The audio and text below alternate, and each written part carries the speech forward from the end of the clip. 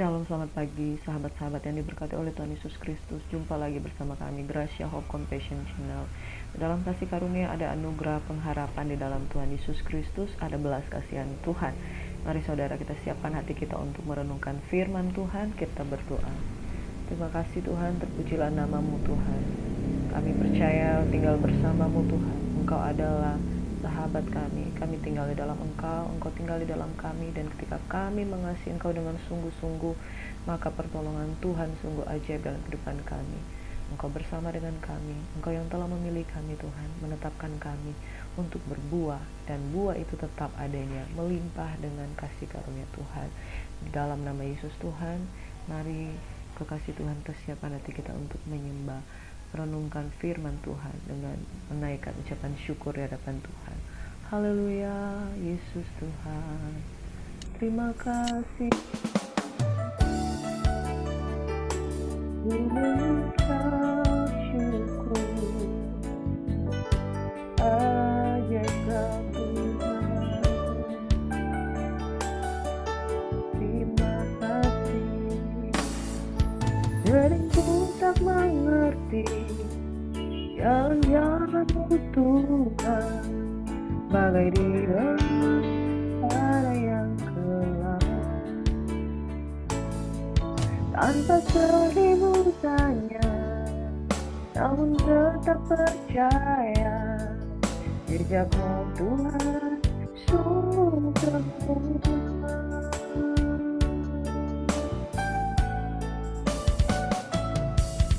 Ajarku memahami semua yang Kau ingini, agar hidupku kuatkan hatimu.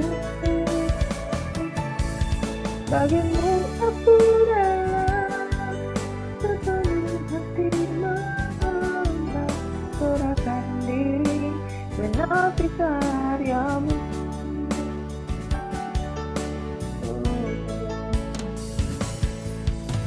Haleluya, ku bawa penyembahanku, ungkapan syukur di hadapan-Mu Tuhan.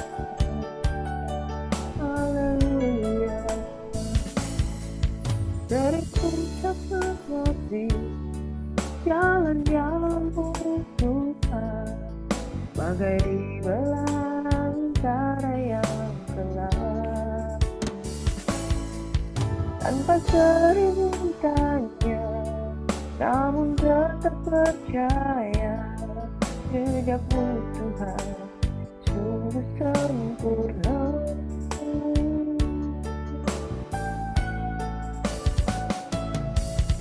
Ajarku memahami semua yang Kau ingini, agar hidupku kuatkan hati-Mu.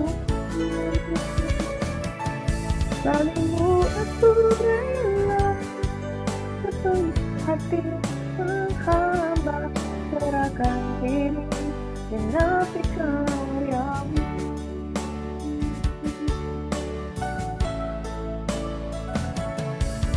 Ajarku memahami semua yang Kau ingini, agar hidupku kuatkan hati-Mu. Bagimu aku rela sepenuh hati menghamba, serahkan diri genapi karya-Mu. Serahkan diri genapi karya-Mu.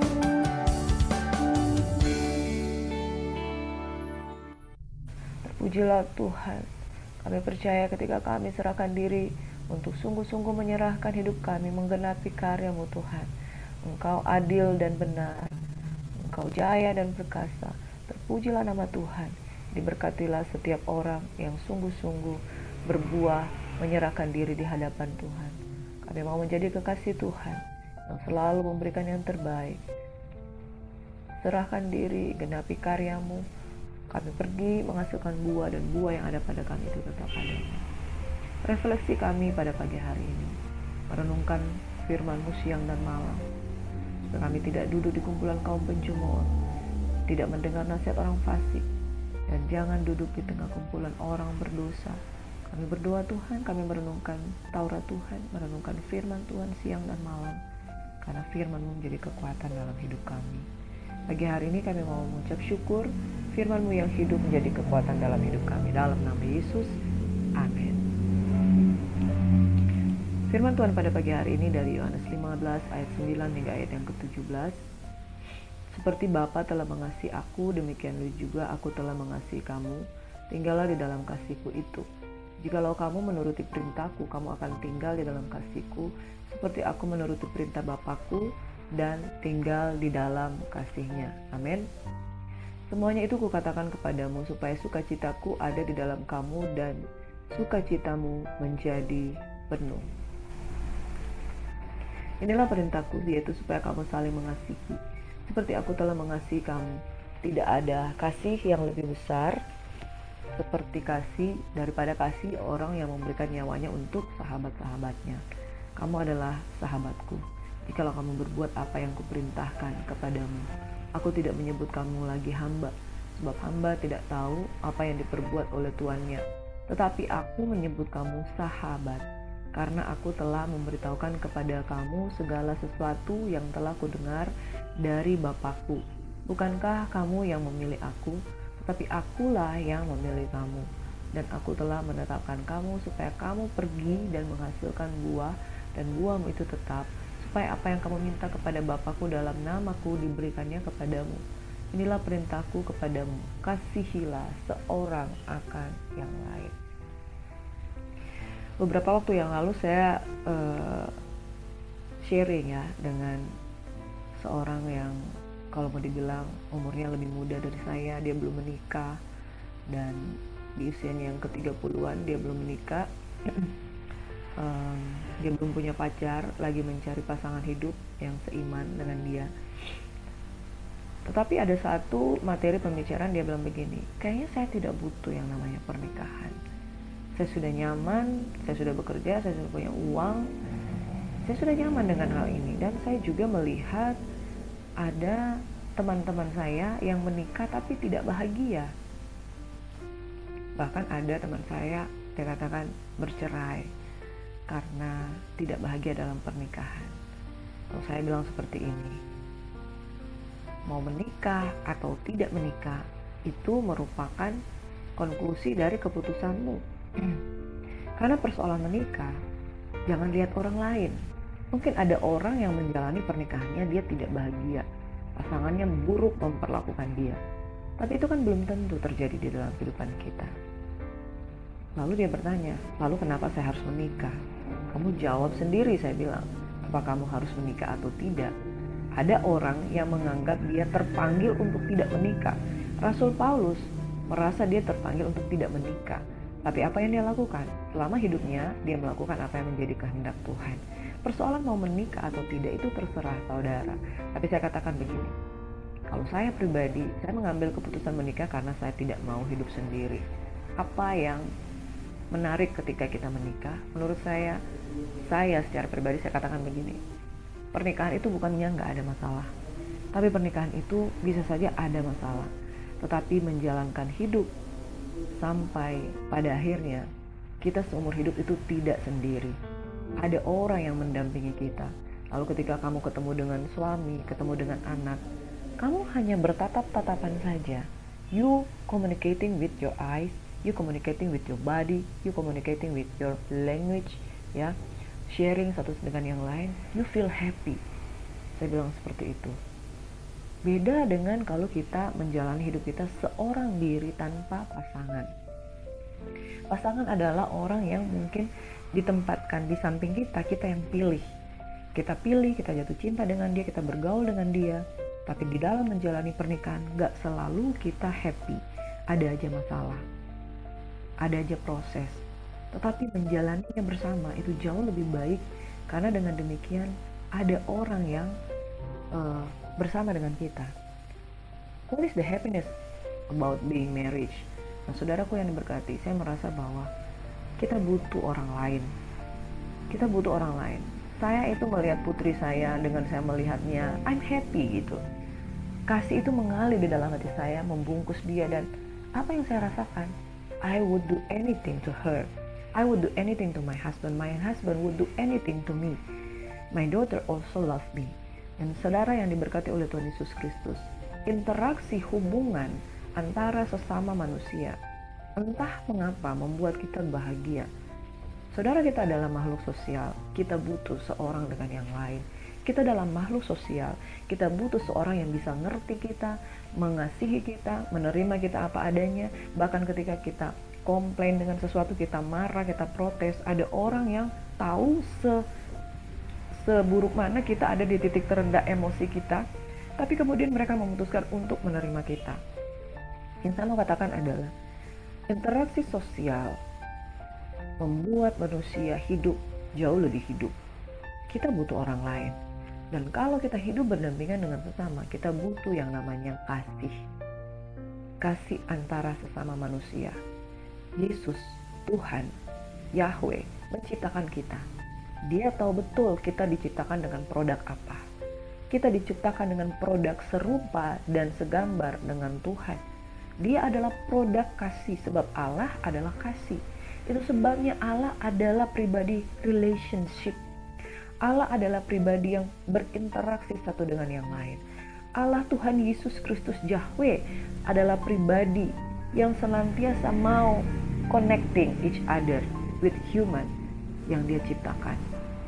Mengapa kita menikah, saudara?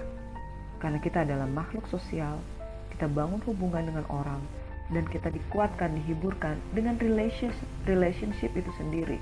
Di bagian hati kita yang paling dalam ada kekosongan yang hanya bisa diisi dengan interaksi dengan manusia yang hidup. Saudara nggak bisa hanya sekedar berinteraksi dengan benda mati seperti laptop. Bahkan sekarang hari-hari ini orang bisa berinteraksi dengan AI, Artificial Intelligence. Kita chatting dengan ChatGPT, kita bisa ada orang yang menjawab kita. Tapi itu tidak akan membuat saudara menjadi makhluk sosial yang sehat. Ada orang di Jepang, ada orang yang memilih menikah dengan boneka. Ada orang yang memilih menikah dengan jembatan. Ada orang yang memilih menikah dengan benda-benda mati. Mengapa, saudara? Karena mereka tidak siap bangun hubungan relationship dengan manusia. Padahal hubungan yang paling indah di dunia ini adalah hubungan antara sesama manusia. Yesus memberikan perintah supaya saling mengasihi. Tetapi sebelumnya di dalam Yohanes 15 ayat 1 hingga ayat yang 8 dia katakan, tinggallah di dalam aku dan aku di dalam engkau. Dan selanjutnya perintah yang kedua, perintah supaya saling mengasihi. Ada hukum yang terutama, yaitu pertama, kasihilah Tuhan Allahmu dengan segenap hatimu, dengan segenap jiwamu, dengan segenap akal budimu, dengan segenap kekuatanmu, dan kasihilah sesamamu manusia seperti engkau mengasihi diri sendiri. Kenapa mengasihi sesama manusia? Ukurannya adalah mengasihi diri sendiri. Sebab sebagaimana kita ingin diperlakukan dengan baik, begitu juga kita harus memperlakukan orang lain. Makanya saudara, indikator untuk kita memperlakukan orang lain adalah diri kita sendiri. Kita itu kadangkala egois, kita mendandani tubuh kita memperbaiki tubuh kita servis dengan makanan yang enak, dengan flexing dan lain sebagainya. Nah, bagaimana kita memperlakukan orang lain? Kita nggak mau disakiti, jangan juga menyakiti orang lain. Jadi Tuhan memakai standar ukuran kasih sebagai perintah yang pertama terutama, dan perintah yang kedua itu sama, yaitu kasih.